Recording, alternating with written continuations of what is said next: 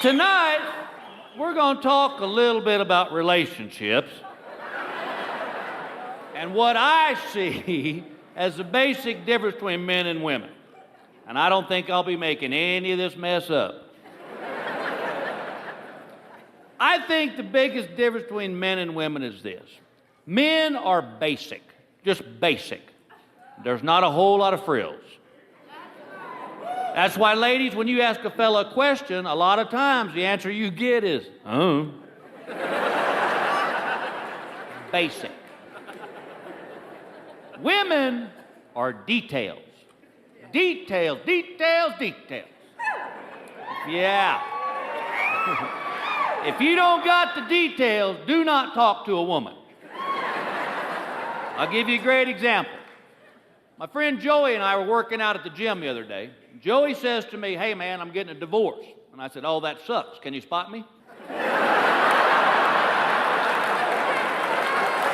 was our whole conversation. I understood it, he understood it. So I go home and I tell my wife, I go, hey, Joey's getting a divorce. Oh my God, what happened? Oh.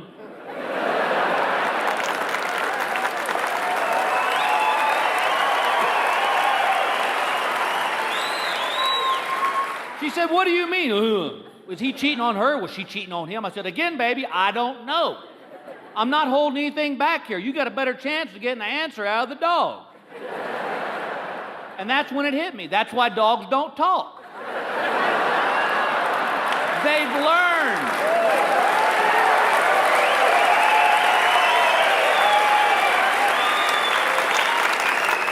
She said, Bill, how can somebody tell you they're getting a divorce and you don't ask any questions? And I said, baby, because he didn't ask me a question. All right? What he said was a statement.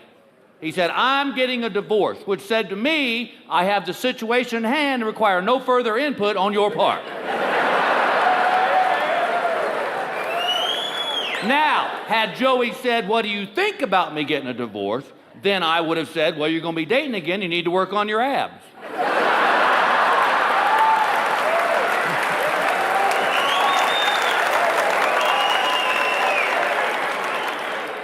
Lord, that's the only reason I got married. My gym membership ran out. For those of you who've never watched the show, please don't feel bad, because to be honest with you, before I was on it, I'd never watched it.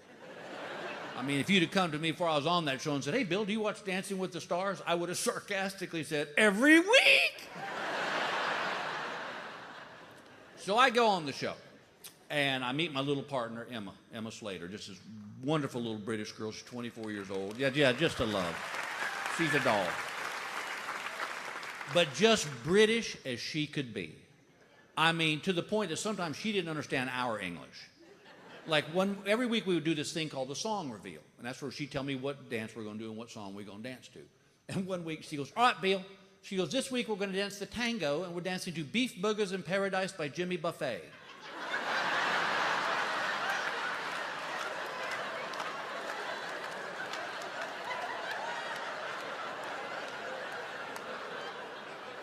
Damn, that sounds familiar. I said, Emma, do you mean Cheeseburgers in Paradise by Jimmy Buffett? And she goes, well, why would they call it Buffett? I said, what? And she goes, well, when you go out to eat, you don't go to a buffet. You go to a buffet. And I said, well, sweetheart, that's food. This is a human being. So we start our rehearsals. Well, the way the show works, for those of you who haven't watched it, the first week everybody gets a bye. Everybody's safe. Well, after the first week, my son called me from college and said, well, just want to say thanks.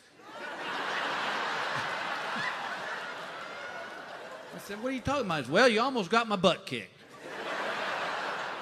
I said, how do you figure? Well, he works at a little pizza joint where he goes to college. Well, Dancing with the Stars is on Monday nights. Well, what else is on Monday night in the fall? Football. He said there was 30 frat guys in there drinking beer like it's their last day on earth. He's got Dancing with the Stars on the big screen TVs. And one of the frat guys goes, hey, man, can you turn that mess off and put on football? And he said, before I could stop my mouth, the words shot out, not till my dad's done dancing.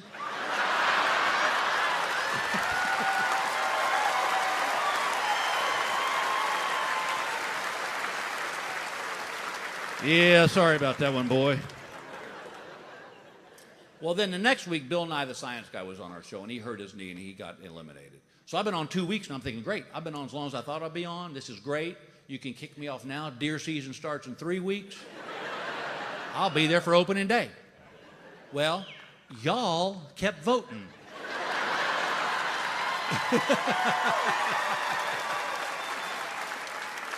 And at first, I was mad at you. But then I started enjoying it, because if you go back and watch the shows, every time they told me and Emma we were safe, they would cut to the judges, and they all had this look on their face like, how is he still here? By week 5, I was begging to be off that show. I was literally like, you ever watch those animal shows on the National Geographic Channel? And I was that wounded gazelle at the back of the herd that was just kind of limping along. And you're like, oh, God, the cheetah's going to get him. He's going to get him. You know, and I'd fall, and the cheetah'd run by me like, damn it, where'd he go? You know. And at one point, the ABC executives came to me and they said, Bill, don't take this the wrong way, but we didn't know you had this many fans.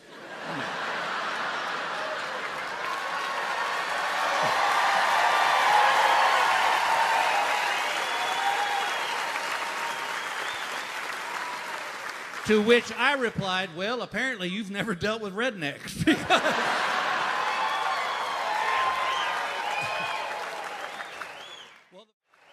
Well, the first big elimination came with, I believe her name was Christina Miliano.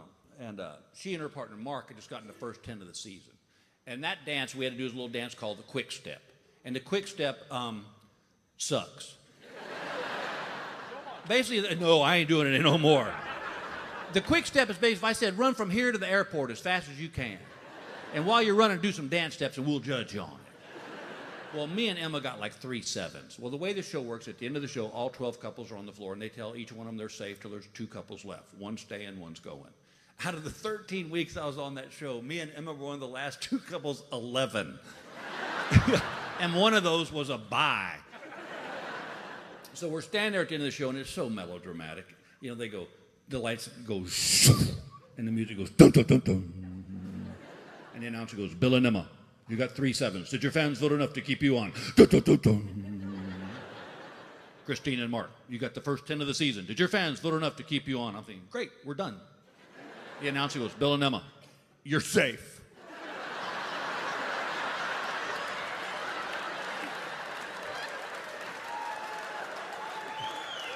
What?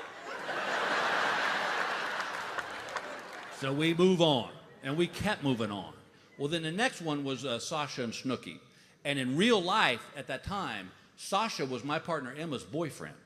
And so that week, we had to do this dance called the jive. I don't jive. And I think we got like 3 sixes. Well, but Sasha and Snooki got like 2 9s and an 8. So I was like, awesome, we're done. So we're standing there at the end of the show, and Tom Bergeron, the host, walks in between us. And he goes, well, Bill, he goes, I usually read the prompter at this point in the show, but you've done TV. Why don't you read it? And I said, whatever. And I look in the camera, and they start rolling it up, and I go, Bill and Emma, you're safe. Oh, my God. Are you kidding me? Can we recount? Because I don't think that's right. It was so off the charts. I looked at my wife in the audience, and I said, this is wrong. I go, I should be eliminated. Deer season's coming up. And she's looking at me with this look like, don't be an idiot, just stand there. Oh, are you kidding me? She's digging this. Oh, every Monday she gets a new dress and she's on TV. She don't want me bailing on this. But I felt so bad for Snooki that I literally started to take 2 steps towards Tom Bergeron to say, look, eliminate me, let her go on. And as he's interviewing Snooki, he looks at me and he goes, I said, but this is wrong. And all of a sudden, I feel somebody grab my shirt and pull me back. And it's Val, the Russian guy. And he goes, Bill, this is about your journey. Don't interrupt it. What? Well, Snooki's crying because she just got eliminated. Emma's crying because her boyfriend just got eliminated. I'm crying because I'm missing deer season. And we kept going on. Well, now we're a week away from the finals. And we had to learn 2 dances in 1 week. We had to learn the cha-cha and we had to learn the Argentine tango.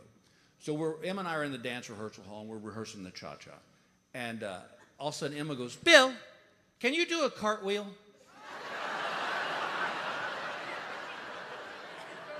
I said, Emma, I'm 58. Yes, I can do a cartwheel.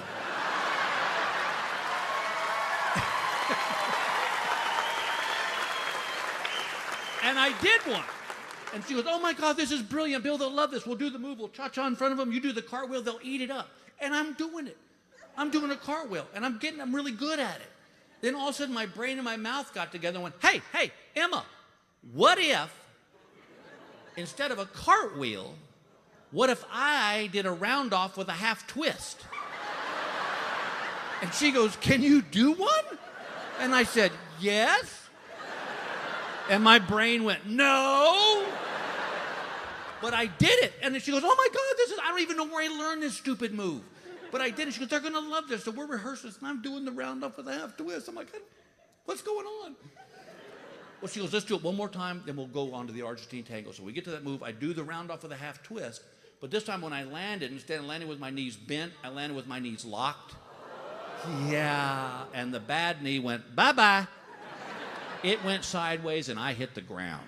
And so we iced it down. It kind of settled down. She goes, let's just go on to the Argentine tango. It's slow and it won't hurt your knee. And I said, great.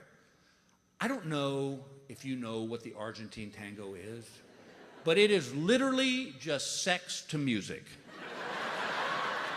Oh, it's just this rub and grind and your face is like this. And I'm like, oh, Christ. Well, this is going to be really awkward. I mean, she's 24. My wife's at every show. Okay, I'll do it for the sake of the show.